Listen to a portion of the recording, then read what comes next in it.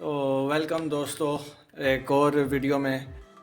तो आज ये हमारे पास तोशिबा का लैपटॉप आया है और इसका मॉडल अगर आपको बता दें तो मॉडल है इसका C850 सेटेलाइट। ठीक है, ये सेटेलाइट C850 है। इसका मॉडल है और मॉडल जो है ना मैं आपको बता दिया। और इसमें इशू ये आ रहा है, ये आपको अगर मैं दिखाने की कोशिश करूं, मैं लाइट ऑफ करूंगा और ये मैं पावर करता हूं और ये देखिए, ये पावर बता रहा है कि पावर इसने उठाई हुई है।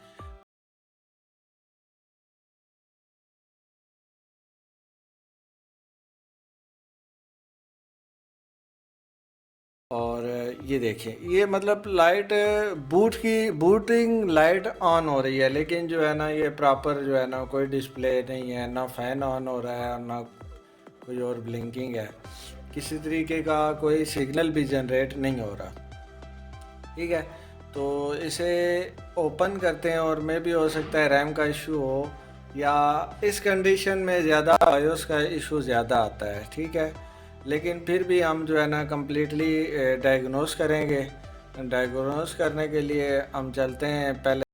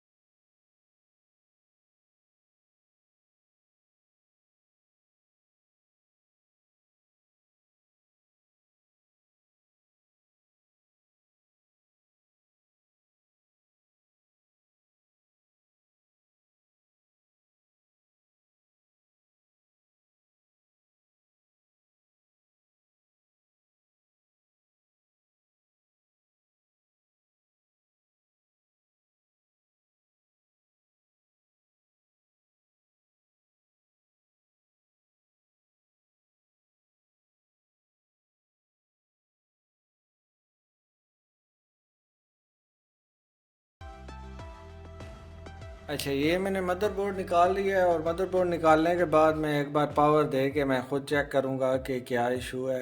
अगर ये हर चीज़ के बगैर ऑन हो रहा है, बैटरी वगैरह और सब चीज़ों के बगैर, में भी हो सकता है जो आपकी बैटरी है, SSD और CMOS हो गया, उसके बाद रैम्स वगैरह, इन किसी चीज़ की वजह से भी ये कंडीशन आ सकती है। ठीक है, और क्योंकि 19 वोल्ट की अगर शार्टेज होती है, शॉर्ट होता है बोर्ड, तो यहाँ से मतलब बंद हो जाता है बोर्ड, कहीं से भी बोर्ड जो है ऑटोमेटिकली बंद हो रहा है। ये कंडीशन उस कंडीशन में जा ही नहीं रहा, तो मे भी बूट का इशू हो सकता है, जैसे बायोस कहते हैं, बायोस का भी इशू हो सकता है, प्रोसेसर का भी इशू हो सकता है।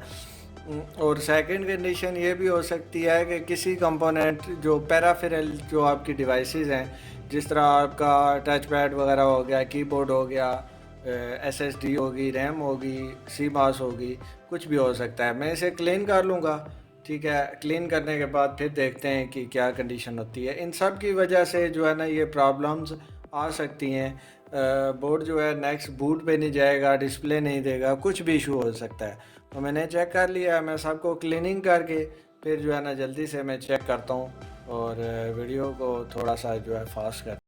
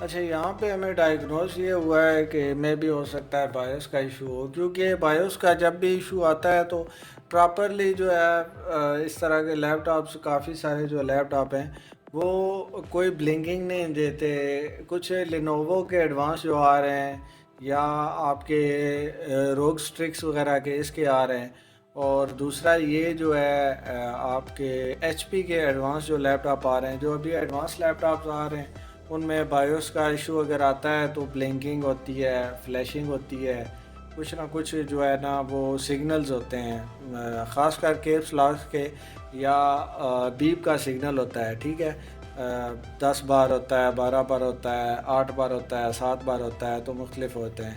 तो मैं जल्दी से इसका बायोस वगैरह चेकआउट कर लूँगा, इसका बायोस भी इंस्टॉल कर लूँगा, फिर उसके बाद चेक करते हैं कि क्या इशू है।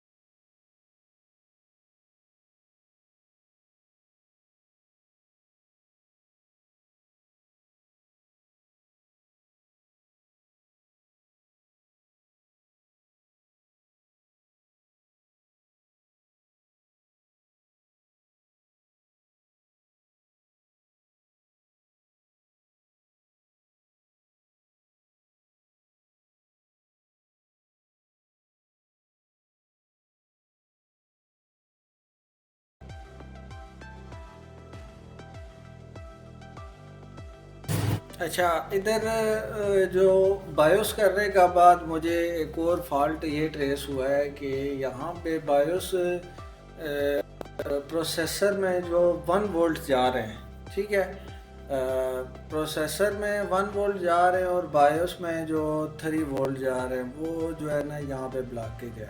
अच्छा, ब्लॉकेज इस वजह से है कि यहाँ पे एक टेंटोलम कैपेसिटर लगा हुआ है जो ट्रिगर नहीं होता है। ठीक है, ये टेंडुलम कैपेसिटर जो होते हैं ये छोटे से कैपेसिटर होते हैं, ब्लैक कलर के, आपने देखे होंगे, एक साइड पे मार्क होता है। अच्छा, ये ट्रिगर होते हैं और इन कैपेसिटर को जो है ना पावर देना लाजमी है और इनकी वजह से जो है ना बोर्ड में काफ़ी सारी तब्दीलियाँ आती हैं।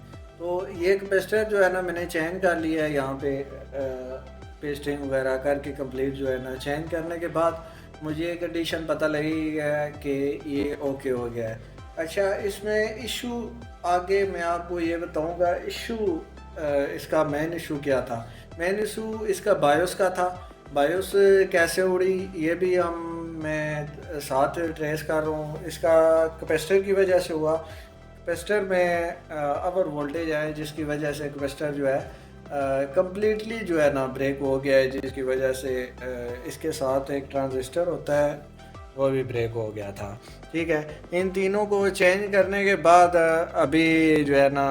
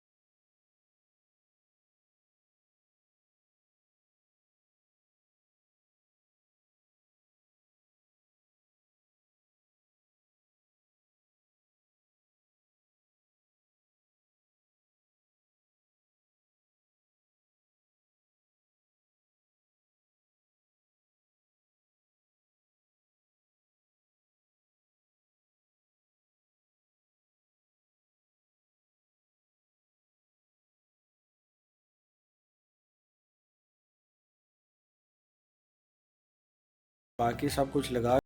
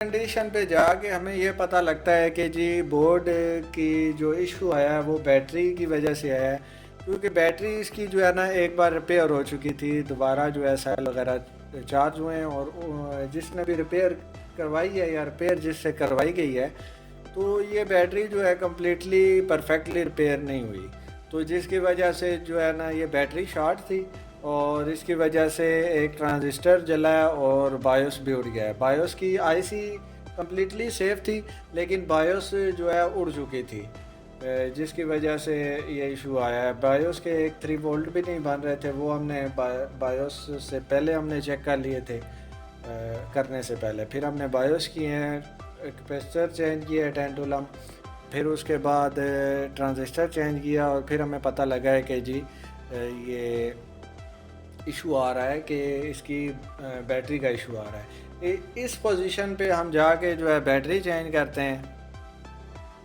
तो यहाँ पे हमारा जो है ना फॉल्ट क्लियर हो जाता है। बैटरी कस्टमर कहता है जी आप खुद बैटरी प्रोवाइड कर दें।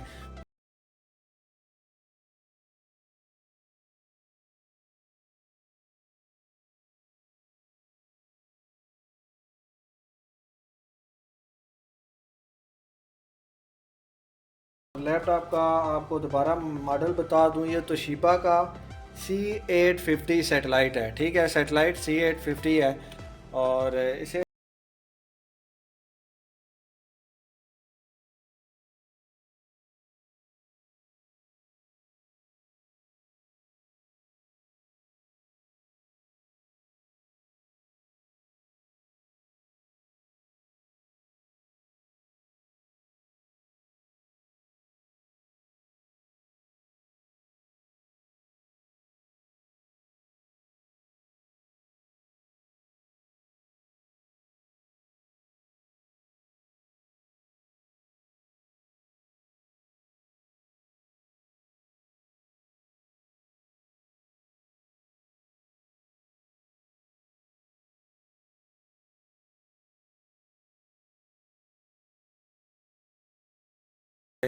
तो हमें कस्टमर से हमने पूछा कि इसमें कोई और इशू तो नहीं है।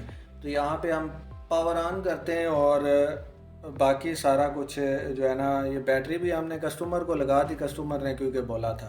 तो ये डन हो चुका है। और ये जो डब्बे नज़र आ रहे हैं ये कस्टमर एंड से हैं, हमारी तरफ से नहीं आए, ये कस्टमर ने पहले के दिए हुए थे। तो ये डन हो गया है। अल्लाह आपका और मेरा हामी और नासिर हो। फी अमान अल्लाह।